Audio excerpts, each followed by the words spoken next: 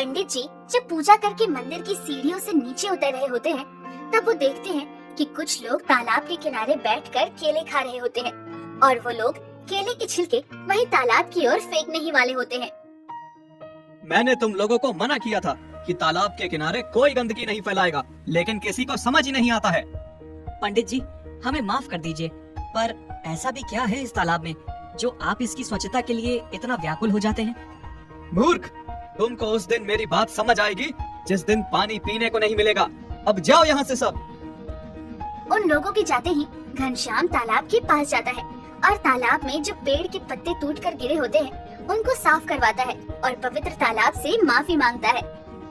राम राम पंडित जी, क्या हुआ? आप तालाब से आज माफी मांग रहे हैं? हाँ भैया, मैंने पूरे गांव में सबको मना किया है कि तालाब में कोई भी कचरा या गंदगी नहीं फैलाएगा, लेकिन लोगों को समझ नहीं आता। तालाब की सुंदरता को देखने के लिए पास के गांव के भी लोग वहां आते थे और तालाब के पास बैठकर शांति से उसकी सुंदरता का लुत्फ उठाते थे और प्यास लगने पर तालाब का ही पानी पीकर अपनी प्यास बुझाते थे। सुनो भैया, यहाँ पर कपड़े मत धो। क्यों, ये तालाब तुम्हारा है क्या? ये पवित्र तालाब हमारे गांव की शान है और इसको गंदा करने का अधिकार किसी का भी नहीं है। जी पंडित जी, समझ गया। अब लोग पवित्र तालाब के पास आते थे और उसके फोटो खींचकर लोगों को दिखाते थे, जिससे कि तालाब की सुंदरता के चर्चे चारों ओर फैल रहे थे। एक दिन एक शहरी आदमी तालाब पर घूमने आता है। वाह भैया वाह, तालाब की सुंदरता देखकर मन को बहुत सुकून मिलता है। वो शहरी आदमी तालाब की एक सुंदर फोटो खींचता है और उसको पोस्ट कर देता है और शहर जाकर लोगों को बताता है कि हमारे यहाँ एक इतना पवित्र तालाब है जिसका पानी लोग पीते हैं। उसकी बात पर शहर के लोग भरोसा नहीं करते हैं। भाई, मुझे तो विश्वास ही नहीं हो रहा है, आज के टाइम में भी कोई ऐसा तालाब हो सकता है जिसमें पानी पिया जा सकता हो। आप मेरे साथ कल चलना, मैं आपको दिखाऊंगा वो तालाब। ठीक है, मैं आपके साथ चलकर देखूंगा। अगले दिन जब वो शहरी आदमी उस आदमी के साथ में आकर तालाब की सुंदरता देखता है तो सच में अचंभित हो जाता है और फिर वो आदमी उस पवित्र तालाब का पानी भी पीता है। शहरी आदमी वहाँ पर खड़े एक गांव वाले से पूछता है, भैया, इस तालाब में बोटिंग नहीं हो सकती है क्या? नहीं भैया, यहाँ बोटिंग नहीं होती। अरे अगर बोटिंग होती तो उससे पैसा मिलता और गांव की उन्नति में काम आता। उस गांव वाले को उस आदमी की बात सही लगती है और एक दिन जब घनश्याम किसी काम से गांव के बाहर गया हुआ होता है तब वो आदमी बोटिंग के लिए लोगों को हाँ बोल देता है। आप लोग यहाँ पर बोटिंग कर सकते हैं, लेकिन तालाब में गंदगी कोई नहीं फैलाएगा।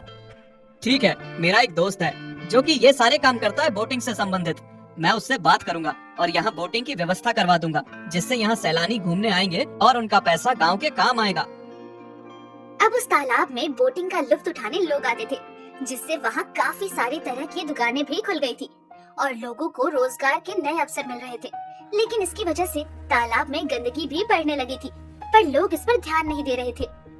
मैंने सब गांव वालों को मना किया था, पर मेरी बात किसी ने नहीं मानी। मैं बता रहा हूँ कि आगे चलकर इस गंदगी से बहुत परेशानी होगी और बीमारियाँ फैलेंगी। पंडित जी, आप व्यर्थ ही चिंता कर रहे हैं, ऐसा कुछ नहीं होगा।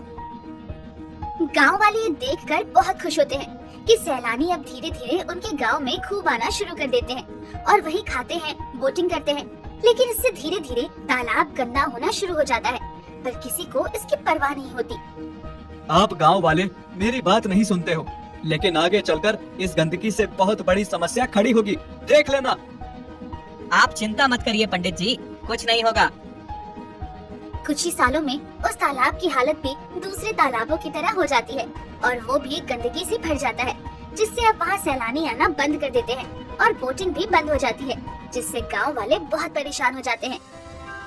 हमारे गांव की शान था हमारा पवित्र तालाब, लेकिन शहरी लोगों ने इसको भी गंदा कर दिया।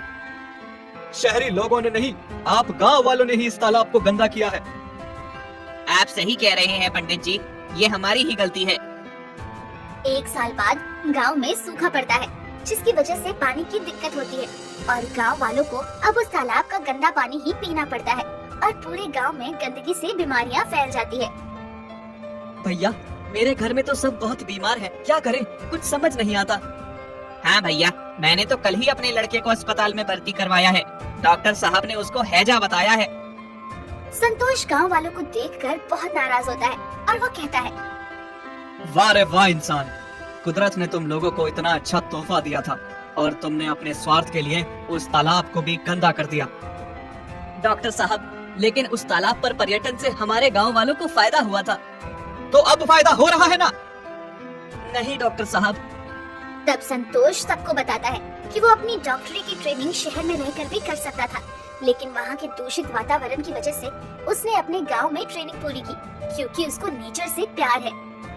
हमें माफ कर दीजिए डॉक्टर साहब, हमसे बहुत बड़ी गलती हो गई। आप लोग मुझसे माफी क्यों मांग रहे हो? तब संतोष कहता है कि जैसे ही वो इस गांव से बीमारी खत्म करेगा, वो भी शहर चला जाएगा और वहीं रहेगा, क्योंकि जब दूषित पर्यावरण में ही रहना है तो गांव में क्यों रहे?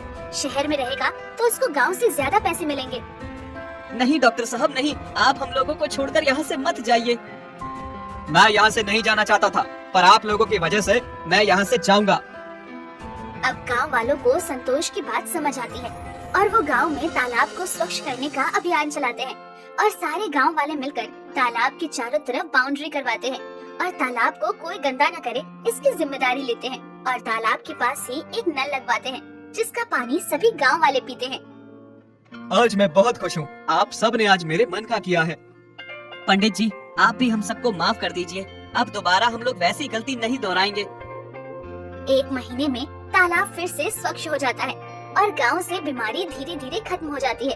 अब सब लोग मिलकर रहते हैं और तालाब को स्वच्छ बनाए रखने की जिम्मेदारी उठाते हैं। वो गांव फिर से हरा भरा हो जाता है, लेकिन अब गांव वाले बोटिंग करने की इजाजत किसी को नहीं देते और जो उस तालाब में गंदगी फैलाता है उस पर जुर्माना भी लगाते हैं।